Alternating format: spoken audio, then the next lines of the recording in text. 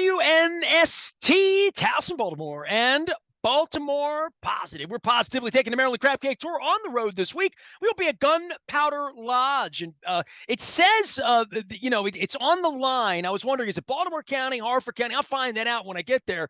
But it is Northern Perry Hall. Or Lower Kingsville, one or the other. We're there 2 to 5 on Friday having a crab cake. All brought to you by the Maryland Lottery. I have some Ravens scratch-offs to give away. I have a few still left in my bag here, so come on out and say hello. Also, our friends at Goodwill, where we're hoping you're doing your Halloween shopping. And, of course, Window Nation, where you buy 2, you get 2 free. 866-90-NATION. I've been telling you all about that. My winter has been made better, and I'm much more toasty than I used to be, having really good windows and good insulated feelings and vibes as I roll the windows down for another Cleveland Browns, Baltimore Ravens battle. Gives me a chance to catch up with a whole bunch of old friends, new friends, football people. This guy was in the sports media industry, no longer doing that. He got smart. He was my executive producer of Nasty Nationwide. These 22, 23 years ago. We met in Northbrook, Illinois, but he has never lost to Drew Carey, Cleveland, in him. He made his way all over the world, including to Portland, Oregon, and is now back in Western Cleveland, Ohio. We welcome you in. I hope you guys vote the right way next week, but you know that. I watched that sham thing the other night with that clown out there. How are you, Bernie? What's going on? Bernard Bokenyi, my longtime nemesis friend, Clevelandian. I should give full disclosure that we're on the cusp of another rain out with all these Browns, Guardians, Yankees games going on. So I'm going to stay away from baseball and just give you love. What's going on, brother? How are you? I don't know that I'm coming out to Cleveland this year for the game. I'm kind of disappointed, Nestor. I mean, I guess, now that you've been kicked out of every locker room in Baltimore, you can't come on the road anymore to support your teams. I was kind of bummed. I mean, geez, I was looking So when forward to people that. say to me, you've been kicked out of both teams, you being a guy who, give everybody your background, like seriously, Sure. brag on yourself, and then you can interview me if you like, because you're I qualified can to do do that. Look, Yes. it's like riding a bike. Once you never forget how to do this whole media thing. Okay, I've been away from radio for 9 years. I could step in right now and do a better show than 90% of the people behind microphones, as could you. I spent 16 years in sports broadcasting and radio. I did everything from being an overnight board op running ESPN radio overnight updates to being a producer, an anchor, reporter. One day I woke up and I said, "Hey, I want to go and be on the air." So I started driving up to Green Bay from Northbrook to cover the Packers games just to get to do, 3 20-second updates each hour, talking about Brett Favre throwing touchdown passes to Donald Driver. Covered the Wisconsin Badgers for 2 years doing the same thing. Was a talk show host in Cleveland. Went out to Portland, Oregon, was a program director there. After 4 times getting pulled into an office and told that we love you, you're great, we think the world of you, but get out, I kind of had enough of the sports talk radio landscape, but had tremendous experiences, so many amazing memories, made lifelong friends like yourself that will always be a part of my life. The politics of sports talk radio, I've pushed aside and I don't care anymore. I don't listen to the medium, but I have so many friends who are still in the business, and I cherish the friendships and I cherish the memories, like, Randy Moss chewing me out in a locker room once. That was fun. So I could certainly relate to what you have been going through, Nestor, because I've been there. I've been in locker rooms. I've seen stuff that doesn't get on the cameras that you're like, okay, that's not right. But I can't say anything because then they'll take away my credential and I need to be here next week to get this story. It's a really sleazy world sometimes. But I'll say this, and you know this, Nestor, there's a lot of great people that work in the NFL, work for franchises, work for teams. There's a lot of really great people who just unfortunately are kind of stuck in that world sometimes, run by these billionaire owners who it's their playpen. It's their playpen. Well, when people say to me, you've been thrown out of both teams, what would that say to you? What would you say, having known me for going on 3 decades now? We're 2.5 decades into this, you and me, Bernie. Half of your life, not half of my life, I guess, right? Maybe more than half of your life now that I'm thinking about your age and my age. Yes, we met when I was 20. How old are you now? I'll be 43 in 2 weeks. So you've known me more than I mean, I've had a hell of an influence on you, Yes, Bernardo. you have.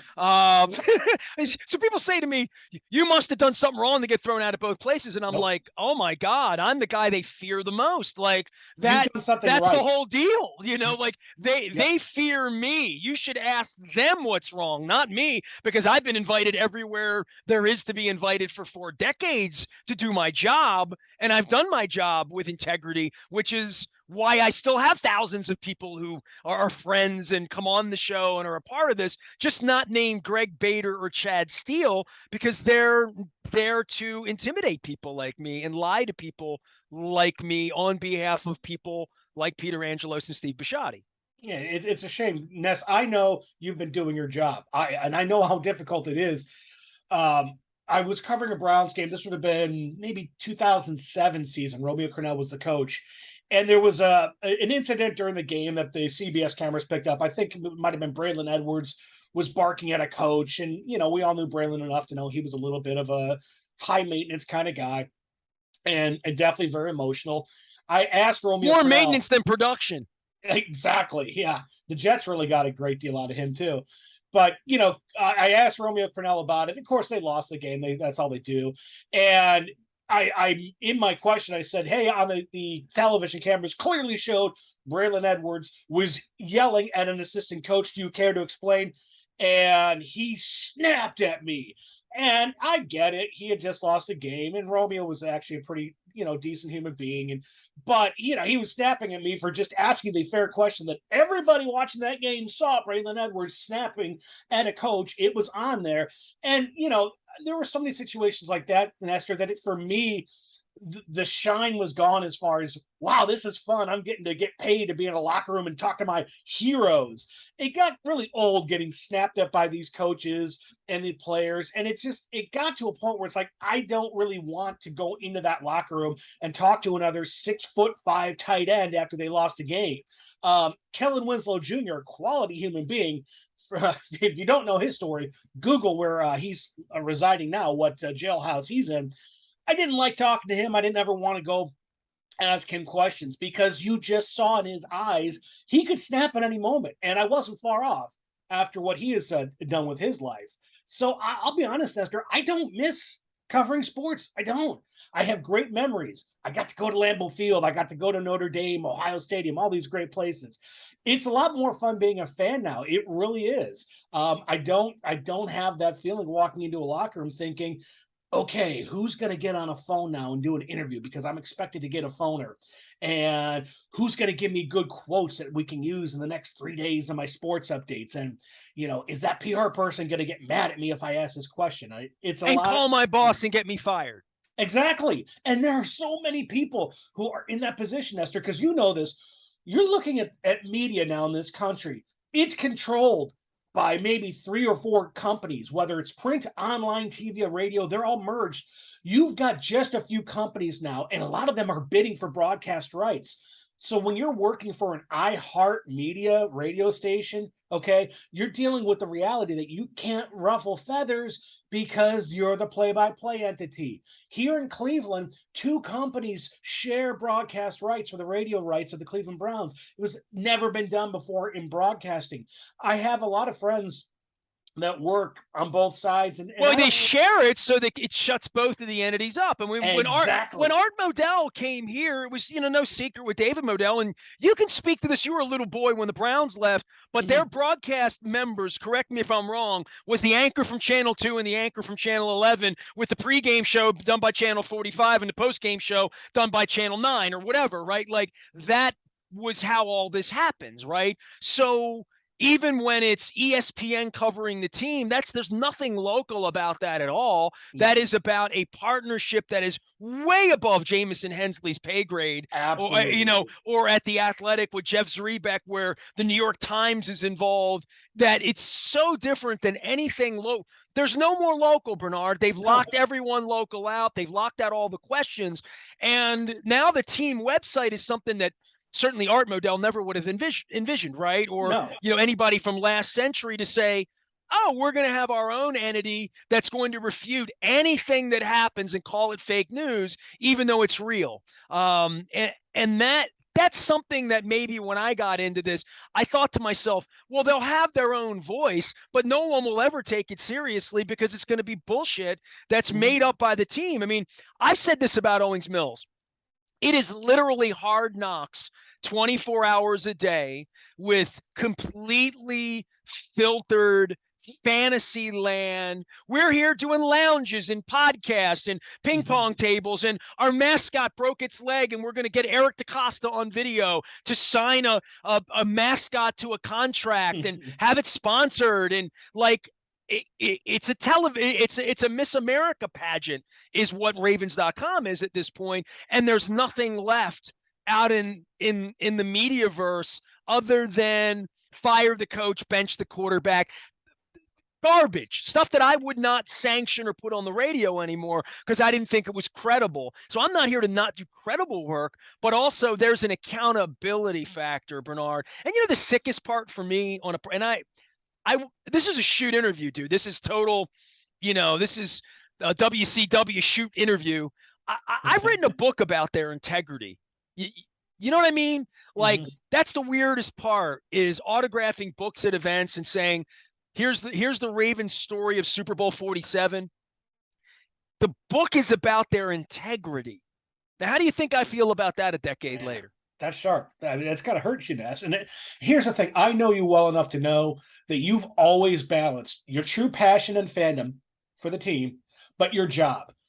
I was in that. Ray Rice can't be punching women in elevators. And if I thought Ray Lewis murdered anyone, I would have stepped up and said he murdered someone. He was there, chased down the street by guys with bottles of liquor at 3 a.m, and bad things happened. Did he cover up? Yeah. Were they get away? All of that, but he didn't murder anybody. So the truth is the truth on good times and bad times, whether you're in an orange jumpsuit or whether you're on the dais holding the trophy up and the confetti's falling. There are truths that need to be reported, including stealing the team from you all out in Cleveland. Like, that's a truth. And when I sat with Jim Irsay with Steve Bisciotti out in Arizona trying to get the Colts records back for Baltimore, Jim Irsay said, I'll do anything you want, but I can't admit that we didn't take the team and the team wasn't in Mayflowers. Like, we're not going to make things up here. We're going to work from truth. And that's been a very, very difficult thing for sports to handle when they think they can cover it up, which the Ravens were very involved with Ray Rice several years ago and putting him out on the field, or we can sweep it under the rug, which is what Daniel Snyder and Bob Kraft and all these guys have been doing for a long, and your boy Jimmy Haslam out there, who's got a little criminal in him too, right? No, he's got a big criminal in him. Here's the scary thing, Nestor. Probably about 95% of the press coverage of the National Football League and all of the 32 clubs is controlled now directly through the league, through scare tactics, through television contracts. It is scary because maybe the only entity out there that we can really look to that's going to give unfiltered truth is TMZ. And I don't exactly want to go to TMZ for my sports coverage, but you look at what TMZ has done with getting video footage of Kareem Hunt doing exactly what Ray Rice did, by the way, and Kareem Hunt still having an NFL career right now. That is despicable. But that's the reality where we are at as fans right now, where TMZ is about the only press entity that's going to actually get footage. And we know they're just going to go for salacious things. But what you're talking about, Nestor, wanting to be able, for me, if I was still doing this, to go ask Kevin Stefanski very professionally, Kevin, why do you insist on going for it on 4th down, on 4th and 6, when you cannot convert these 6-yard completions when your quarterback is incapable? Why do you consistently do this? I'd get kicked out of Berea. I wouldn't be allowed to ask Kevin Stefanski very fairly, why do you insist on going for it on 4th down? And that's the reality. Well, even more so here in Maryland, Bernard, the Orioles have been such an issue, right, for 3 decades. Now they're out of lease, right, because they had a 30-year lease. They're on sort of the day-to-day, week-to-week, that sweet romance of we'll date for a while and see how it goes after we've been married for 30 years, right? So the football team has that coming up now too. I know it feels like 5 minutes ago that Art Modell stole the team and like blah, blah, blah. We're up on this is our 27th year, right? And it's our 25th year in the stadium, about to be 26.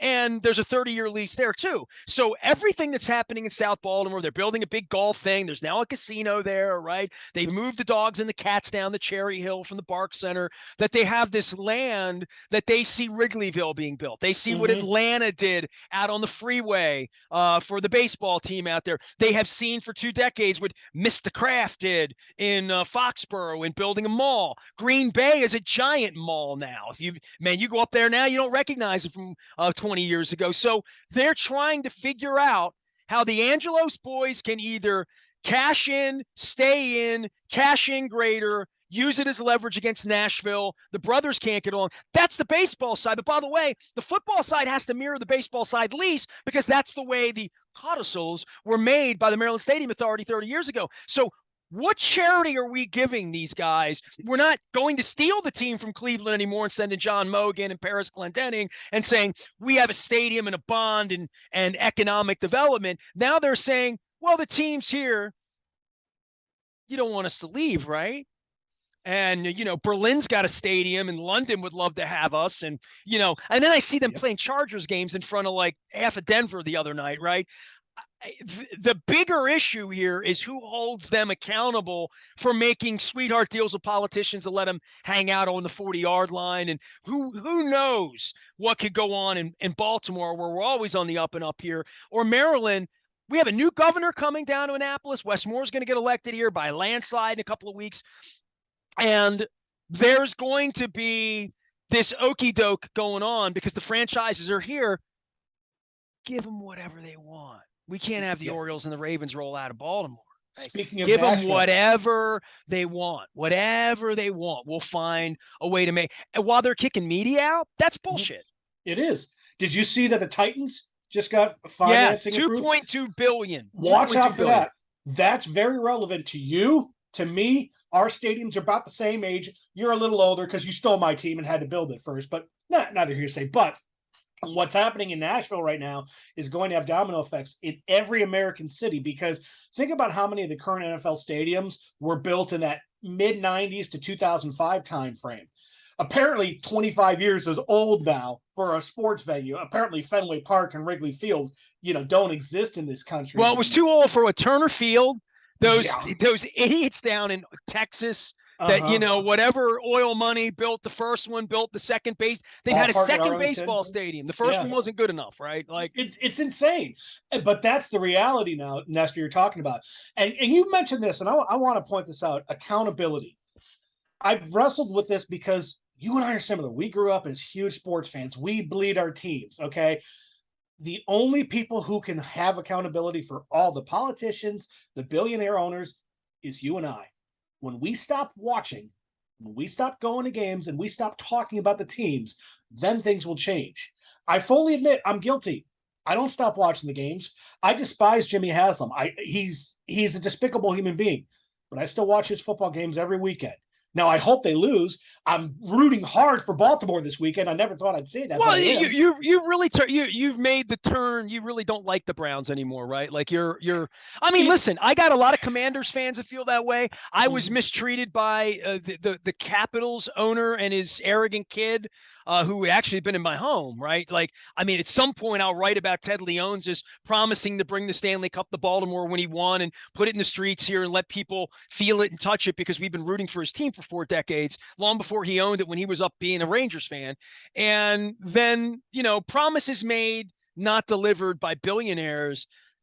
It's pretty consistent story for me here over local ownership. So, when I think about how I feel about the Capitals after rooting for them twice during the course of my life and really loving the Caps, like loving the Houston Oilers, and I've decided to be a Houston Oiler fan because they can't do any wrong anymore. I can just put the old trash can and logos up and say, hey, they can't screw me anymore. They're out of bid. They're dead. And those powder blue jerseys. I see Warren Moon dropping back to pass at number 1.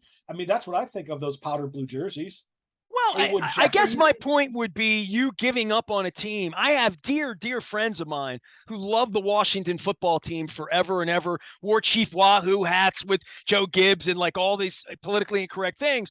They've just said, years ago, and obviously there's a huge segment of that in Washington that They're trying to get that guy out. It's the greasiest story in American non-politics in this country, that Daniel Snyder's gotten away with all of this and managed to shove investigations under the carpet, right? Like Well, Beth and I'm Wilkinson sure comes in and gives an oral report. Yeah, good work there. You're going to pay a couple $1 million to shove it under the carpet. I'm sure you've seen what they're going to try to do. They're going to try to transfer ownership to his wife, because apparently the NFL owners, they like dealing with his wife. If you follow here in Cleveland, what happened 5 years ago when Jimmy Haslam was under federal investigation for fraud, he conveniently started calling his wife, Deb Haslam, co-owner. Conveniently. I knew right at that time what that was. That was, so if I lose my team, it stays with my wife because she's co-owner. She is now introduced in NFL circles as co-owner of the Cleveland Browns. So as Jimmy Haslam is any day now still possibly facing federal charges for fraud and running pilot Flying J, that could be resurrected at any time.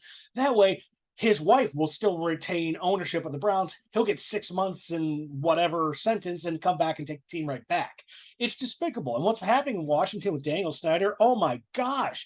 But this is nothing new. Former Panthers owner Jerry Richardson had to sell that franchise. He had the same toxic environment of sexual harassment for decades in Charlotte. Same thing happened there. I mean, this is nothing new. We know Jerry Jones has had plenty of rumors and innuendos through the year. I mean, really, let's think about it, Nestor. The only good owner in all of pro sports, Green Bay Packers, community owned, right? That's the only franchise apparently we can look at and say, hey, they don't have an owner doing, nefarious things. That's the only one, because they don't have an owner. They're communally owned. They got a quarterback doing nefarious things on the internet and on a radio show, right? Oh gosh! Bernard Don't Bokenyi. even get me started with that. Oh my! What a show that is, right? Bernard Bokenyi is here. He is my longtime producer back at Sporting News Radio and Nasty Nationwide at the turn of the century. He's in the land of Cleveland. He spent a decade and a half doing sports radio, sports media things. He's out of the business, as they say, almost a decade long, but still having fun with me with Browns and Ravens. And I guess on the field for this season, fascinating, Eagles undefeated, Ravens blowing these huge leads, all of this. This is a football game where this franchise here, which I don't need to tell you has changed dramatically over the years, especially given integrity, that this is the kind of game and this is the kind of season where, man, a knockout punch from the Browns to send them into last place, if that were to happen and the Steelers were to win and whatever, the Browns are kind of feisty, right? Like, you can think they suck, but they're not your grandfather's Browns. The Browns can beat the Ravens this week. The Browns have quality football players. They've got some guys. I think this is definitely the losers out of it. The season's over for the loser. I think at this point, let's be realistic. So this is a big game for week 7 in the league. I mean, look, the Browns have lost games that they had a 14-point lead over your boy Joe Flacco and the Jets at home with 1:58 left, and they blew that. And apparently the Jets might actually be pretty decent now with winning in Green Bay this past weekend. But I think for Baltimore and Cleveland this weekend, look, it's who actually wants to save their season, who actually wants to compete. And the Browns are a team that, look, they've got the best running back, I think, in the league in Nick Chubb. And they have a top 3 defensive player in Myles Garrett. If both those guys make plays and show up, the Browns can win any game. That being said, I don't think they're a very good team. I don't. I think their coaching staff is ill-prepared, egotistical as all get out, and doesn't know what they're doing, especially defensively. And obviously, they've got a quarterback situation with a career backup right now and nowhere else to turn until the sexual predator does come off the It is amazing, right? Like, you and I have been at this 25 minutes, and I'm talking all this Chad Steele press passes. We've mentioned the Browns 48 times, and we haven't even gotten to the point where my quarterback, our quarterback, is engrossed in this contract situation with this criminal owner that you've already outlined. Yep. And, this quarterback that has literally been serially sexually assaulting women, allegedly. Allegedly 26 now. Yeah. I don't know, dude. Like, if the Ravens brought that kind of cat in, and I know you guys were anti-Ray Lewis, and Jamal Lewis had a bag of weed one day 20 years ago, which you can now buy, down the street here, no problem. Soon without a card if you vote the right way in a couple of weeks, which apparently this state is going to. And so, plenty of places you can. I mean, Well, but nonetheless, Josh Gordon, right, on your side of the fence with that. But this quarterback situation, and if the Orioles or the Ravens were to prop up a dude like that and say, this is our franchise guy, 230, he's going to lead us to the promised land after everyone from Tim Couch through Baker Mayfield, you can name all 42 of them, right? Just go down the list of, every Spurgeon Wynn and Trent Dilfer and Doug Peterson, Jeff Garcia. Yeah, we can just go through all of that, right? Kelly Holcomb. Brian Hoyer, right? Okay. I mean, we'll go back and forth all day. But for your franchise to do that, what's left of a passionate but beleaguered fan base, not even where you are pissed off and gone off the reservation a little bit, but just your neighbors having to slip on a Deshaun Watson jersey every week and say, go Deshaun, we love you. Come meet my daughter. Fans are not happy here, Nestor. I can tell you right now that I have yet openly to have anybody tell me that they are glad that Deshaun Watson's here. Here's what happened. Jimmy Haslam, the crook that he is, gave $250 million guaranteed to Deshaun Watson so he could go pay off every one of his victims. Your quarterback now, Lamar Jackson, and his agent, and rightfully so, are sitting there saying, wait, this guy just got $250 guaranteed, 100%. What's he done? I've won an MVP. I should get more. And he's got a case to make. That's why everybody around the NFL is furious at Jimmy Haslam for doing what he did. But Jimmy Haslam knew it was going to cost a few $1,000,000 for Watson to pay off all his victims. Who knows how many more victims he's going to have? That's what we know. Let's grow up, people. Let's stop pretending that we're 5 years old anymore. Jimmy Haslam, an NFL owner, is paying off sexual victims so that he can try to have a quarterback on the field to win football games. He's missing 11 games this year. Big whoop. This Cleveland Browns franchise is now going to put a sexual predator under center once his suspension's over to try to win football games. And Jimmy Haslam pays no regard to the 26 alleged victims of what he has done. You know, this Nestor, rumor has it, I'm sitting in my home office right now. Deshaun Watson lives 1 mile from me up the road. I don't need to know that. That's bad information for me to have because I don't care for the human being. I don't want him here. I know what he did. We all know what he did. He might need some serious help. He doesn't need to be playing football. He doesn't need $250 million guaranteed. And Jimmy Haslam doesn't need to be setting that precedent in the NFL to say, I'm going to give you all this money so you can go assault 26 women, pay them off hush money, and go win football games. That's why I can't be a fan anymore of this franchise. You know, sports can be such a beautiful thing. Like this week, I woke up in the middle of the night. The Padres were winning at 2 a.m. It's raining. All that thing they have going with the Dodgers and stuff like that. Baseball this last week or two has been pretty good. I've been watching it a little bit. Their format. I don't want to say baseball is going to get things right until they fix the ownership here and show some level of commitment to my city that laid out and put a stadium out for this creep and his kids that are fighting with each other over the $2 billion that we have collectively created for them after they've taken hundreds of millions of dollars and just pissed it away having a good time, apparently, right? Like it really, it's amazing at the seed of all of this. And now we have sports washing coming up too, right? With this golf thing going on with Mickelson, but more than that, what's going to happen in Qatar in a couple of weeks, which is the World Cup that they put on stage in this completely mafia-run, mafia-bought-off thing with these mafia dealers in FIFA in Switzerland all these years ago, and bags of money for Caribbean men who have since died or have been imprisoned in Trinidad. But that story has to go away if you're the media covering it. I mean, it's ballsy to see what Jeremy Schaap's doing and Grant Wall and other journalists in this country doing that can't be done in other places. And, sports can be so good, right? It can make people feel the way you felt when LeBron James won for Cleveland, the way I felt like that I wanted to write a book about the integrity of Steve Bisciotti and John Harbaugh in the aftermath of a championship, because I've seen the spirit it brings to a community, especially – I'm in Baltimore, man. We're a troubled community. I'll call it what it is. You're in Cleveland. They made jokes about you for most of my lifetime, right? Still do. But sports can be beautiful in the context of even those crooks in Tennessee that have been paying off. Lord knows what corruption's been involved in the Tennessee Volunteers football program over years. But seeing the kids get on the field, pull the goalpost through the streets of Knoxville.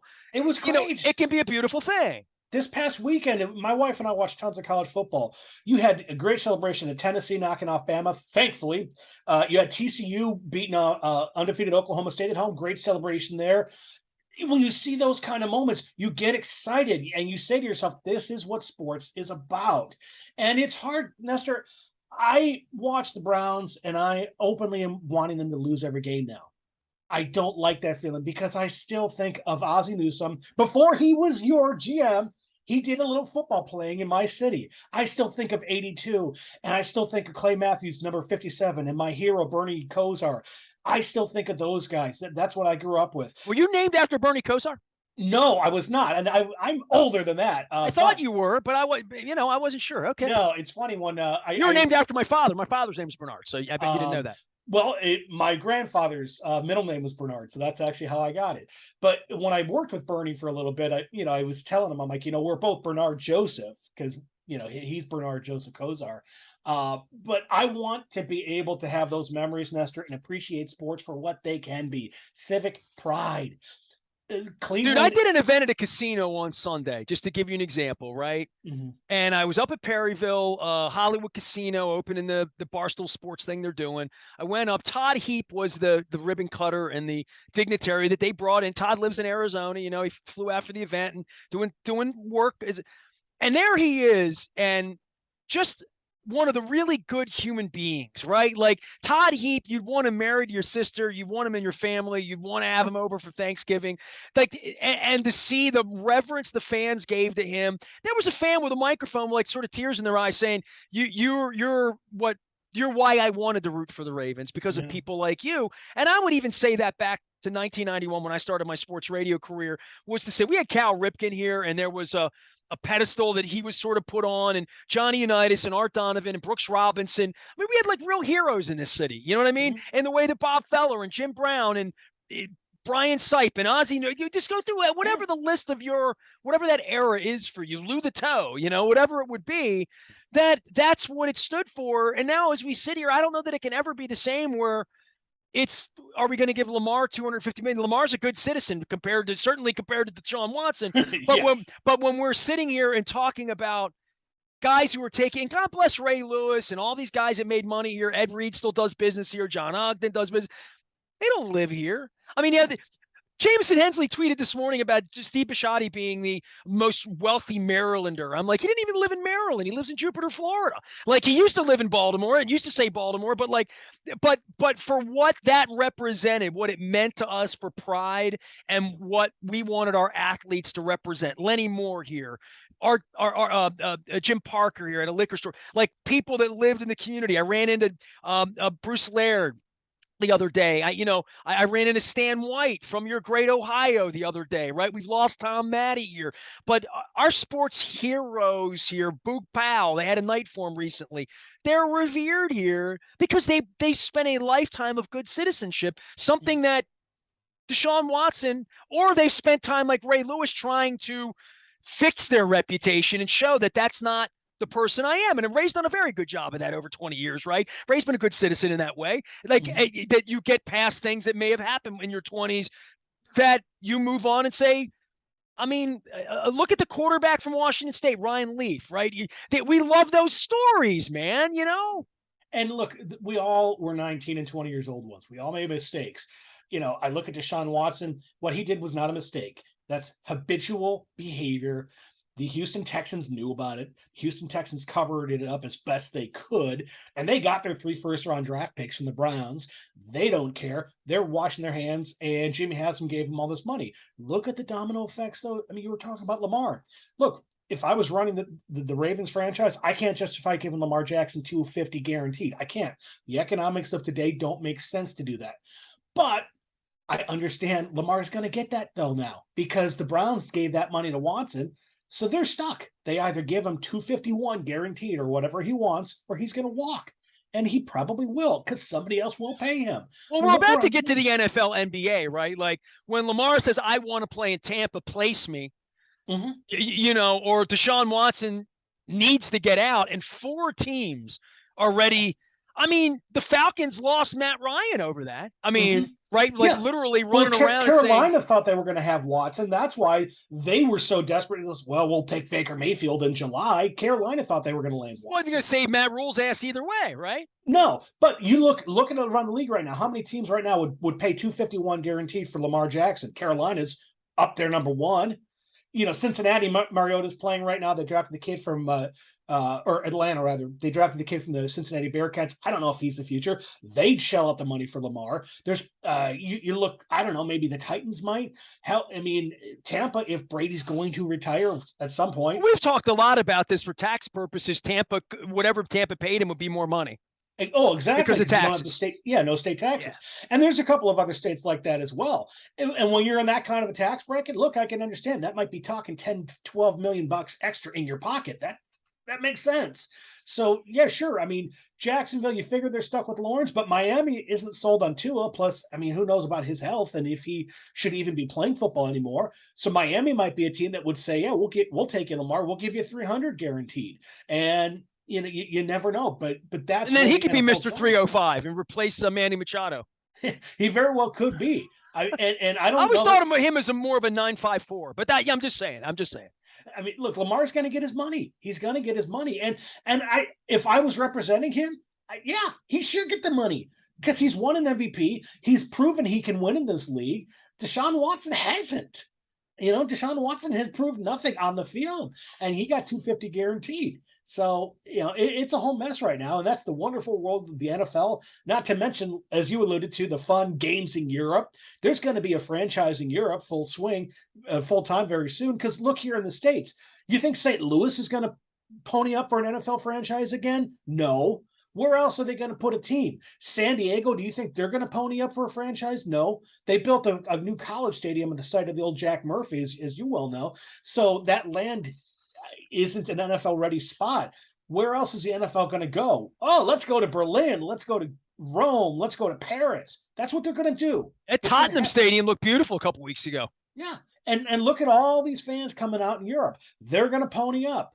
There will be, I think, 2 franchises in Europe before not too long. Maybe 10 years, 15 years, but the writing's on the wall. I'll move there and do media where they'll accept me, let me in the locker room, maybe. Who knows, right?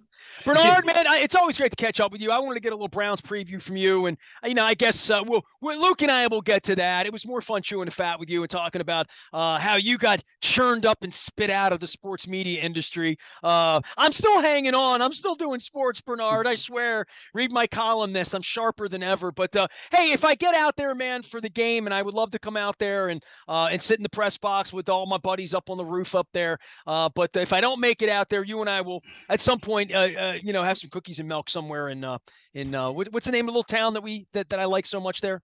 Well, I think you like Tremont. Tremont. Yeah, you like that neighborhood where the Christmas Story house is. Well, there's a great breakfast joint there, man. And I always wanted to get eggs there with you. But we'll set that up. Maybe it'll be an Indians-Orioles playoff game. Who knows? We'll see. Did I say Indians? I'm sorry. Guardians. Go Guards. Do you have a Guardians hat yet? It's on my Santa list. Actually, I've got a full Santa list made out, and I've got Guardians gear I need to get. I've got some. Man's been a Cleveland sports fan his whole life. He's got a Lionel Richie tour shirt, but no Guardians hat. Well, I had more fun at seeing Lionel live. All night long. Yeah, I got to a couple Guardians games this year, but the tickets aren't cheap, and I have to pay now. I don't get to sit in the press box anymore. Let the music play on, play on. He is Bernard Bokenyi. He was my executive producer of All Things Nasty Nationwide. Somewhere, dude, you need to look and see if there's any pictures of you and me floating around from Super Bowl 35 in Tampa back in the day. I know you're sort of in the distance in some of them, but I'd like to have a Bernardo and Nestor picture from that era. If you have such a thing, send it along. I'll check. I know who has the collection. I'll call him. I'll call him today. I want all of them if it's from Super Bowl 35. There was a shot of you interviewing Jim Kelly on live on set, and half of my face was in it. I was handing you something, and I had even forgotten that I'd ever met Jim Kelly. And I saw that picture. I'm like, oh, okay, look at that. I did meet Jim. It's like Kelly. Half a Hall of Famer. Is that what you're saying? Exactly. Well, you know what? I had that picture up on my Facebook at one point, and I think you were in it. No, you're not in this one. No. This is the picture that I have. Hold on. Let's see. If the picture I have, you're not in it. You're not in that picture. Okay, that's the interview. There was another shot where I'm just at Jim Kelly's right. I'm standing just off to the side. Well, then you need to get that picture. All right. I'll have to find it. And you can only know it's me because I know what I was wearing that day. I was wearing khakis and a tight golf shirt because I'm a chub. But like you could see just enough of my face because I was handing you probably some live read or something. Who knows? Well, Super Bowl 35 brings back great memories of Purple Rain 1 and era of Art Modell and Brian Billick and Marvin Lewis and the good times back in the day. And Phil Savage, who we once gave to you. Good hey, man, for you. Take care of yourself, all right? It's always good catching up. And next time we'll get together, it'll be the nuts and bolts of Deshaun versus Lamar, all right? Love you, Ness. Stay strong. Jacoby Brissett strong. There he goes. He is Bernard Bokenyi.